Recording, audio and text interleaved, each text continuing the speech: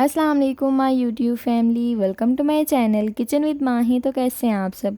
उम्मीद करती हूँ सब ठीक होंगे और बहुत खुश होंगे। तो आज मैं आपके साथ पोटैटो की बहुत ही सिंपल और यूनिक रेसिपी शेयर करने जा रही हूँ। तो आज हम बनाएंगे पोटैटो स्पाइरल। बहुत ही इजी है और बहुत ही सिंपल रेसिपी है। बिल्कुल मार्केट जैसे आपके पोटैटो स्पाइरल बन के रेडी होंगे। तो वीडियो को एंड तक देखिएगा। अगर वीडियो अच्छी लगे तो वीडियो को लाइक शेयर करना मत भूलिएगा। तो चलिए बिना टाइम वेस्ट किए पोटैटो स्पाइरल बनाना स्टार्ट करते हैं।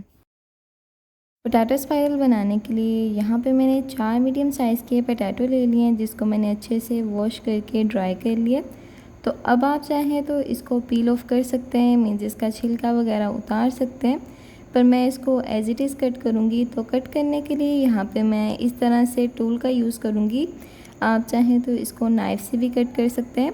तो ये टूल मैंने दराज से परचेज़ किया है, बहुत ही बजट फ्रेंडली है और बहुत ही अमेजिंगली वर्क करता है। तो आप चाहें तो इसको बाय कर सकते हैं, वरना आप पोटैटो को स्पाइरल शेप में नाइफ़ की हेल्प से भी कट कर सकते हैं अगर आप में कटिंग स्किल्स हैं तो। इस टूल को यूज़ करने के लिए हम सबसे पहले एक पोटैटो ले लेंगे और इसके बिल्कुल सेंटर में इस टूल को इस तरह से फिक्स कर देंगे। फिक्स करने के बाद इसको हल्का सा रोटेट करेंगे, जिससे ये पोटैटो में अच्छे से फिक्स हो जाएगा। तो फिक्स करने के बाद इसको हम रोटेट करते जाएंगे। तो ये आप देख सकते हैं हमारा पोटैटो कितनी इजीली कट हो रहा है और परफेक्ट स्पाइरल शेप में कट हो रहा है। तो ये बहुत ही बजट फ्रेंडली और बहुत ही काम का टूल है, तो ज़रूर बाय कीजिएगा। बहुत ही बजट फ्रेंडली है। और अगर आप ये टूल बाय करना चाहते हैं तो लिंक मैं डिस्क्रिप्शन बॉक्स में दे दूँगी, आप वहाँ जाके चेक कर सकते हैं।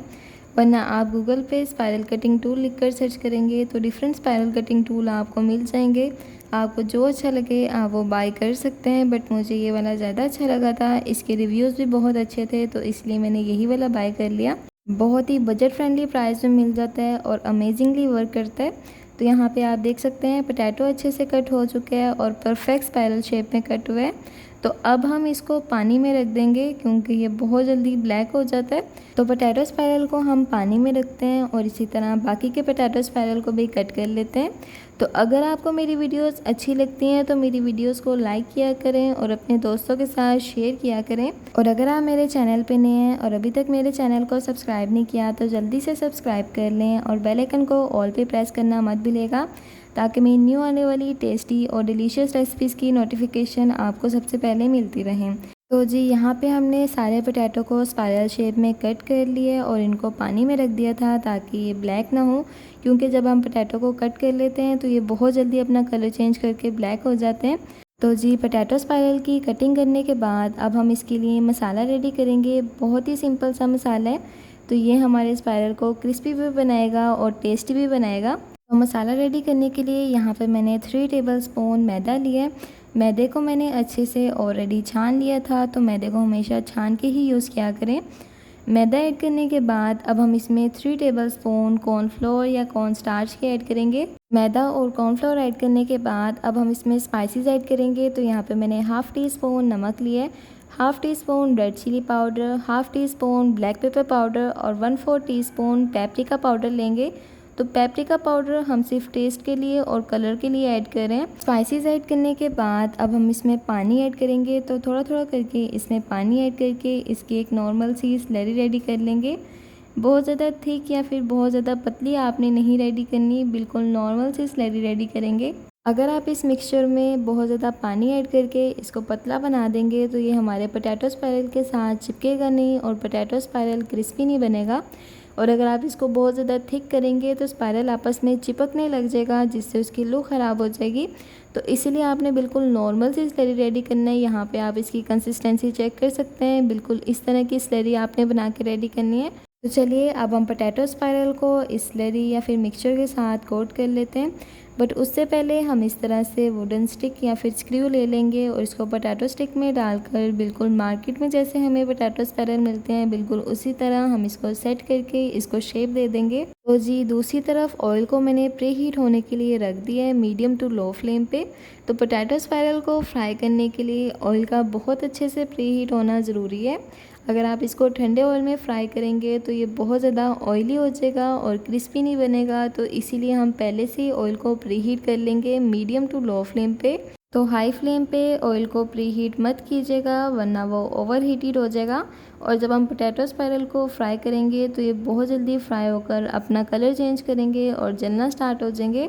तो इसीलिए ऑयल को हमेशा 5 से 10 मिनट पहले मीडियम टू लो फ्लेम पे प्री हीट होने के लिए रख दिया करें, ताकि वो अच्छे से प्री हीट हो जाए और बाद में हम जौन सी भी रेसिपी अपनी बना के फ्राई करेंगे तो वो बहुत अच्छे से फ्राई होगी। तो यहाँ पे आप देख सकते हैं हमने स्पाइरल को बहुत अच्छे से कोट कर लिया है, कोई भी जगह खाली नहीं रहनी चाहिए। अच्छे से कोटिंग करने के बाद एक्स्ट्रा स्लरी को रिमूव कर लेंगे और इस तरह से स्पाइरल को शेप दे देंगे, ताकि फ्राई करते हुए स्पाइरल आपस में चिपके नहीं। तो अच्छे से कोटिंग करने के बाद अब हम स्पाइरल को फ्राई कर लेंगे, क्योंकि दूसरी तरफ हमारा ऑयल अच्छा खासा प्री हीट हो चुका है। तो चलिए अब हम पोटैटो स्पाइरल को प्री हीटेड ऑयल में ट्रांसफ़र कर लेते हैं और इसको अच्छे से फ्राई कर लेते हैं। तो पोटैटो स्पाइरल को हम मीडियम फ्लेम पे तब तक फ्राई करेंगे जब तक इसका कलर चेंज नहीं हो जाता और ये क्रिस्पी नहीं हो जाता। तो चलिए अब हम स्पाइरल को अच्छे से फ्राई कर लेते हैं और फिर वापस आते हैं।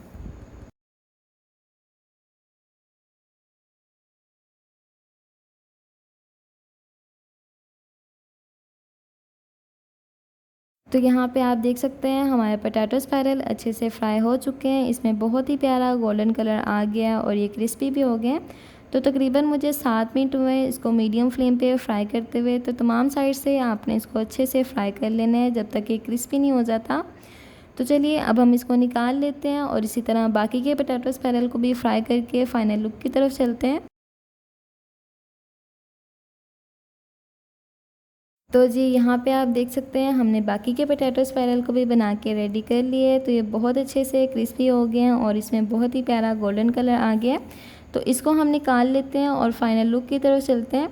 तो उम्मीद करती हूँ आपको आज की ये पोटैटो स्पाइरल की रेसिपी बहुत अच्छी लगी होगी। अगर वीडियो अच्छी लगे तो वीडियो को लाइक शेयर करना मत भूलिएगा। और अगर आप मेरे चैनल पे नए हैं और अभी तक मेरे चैनल को सब्सक्राइब नहीं किया तो जल्दी से सब्सक्राइब कर दें और बेल आइकन पे क्लिक करना मत भूलिएगा, ताकि मेरी न्यू आने वाली लेटेस्ट वीडियोज़ की अपडेट आपको मिलती रहें।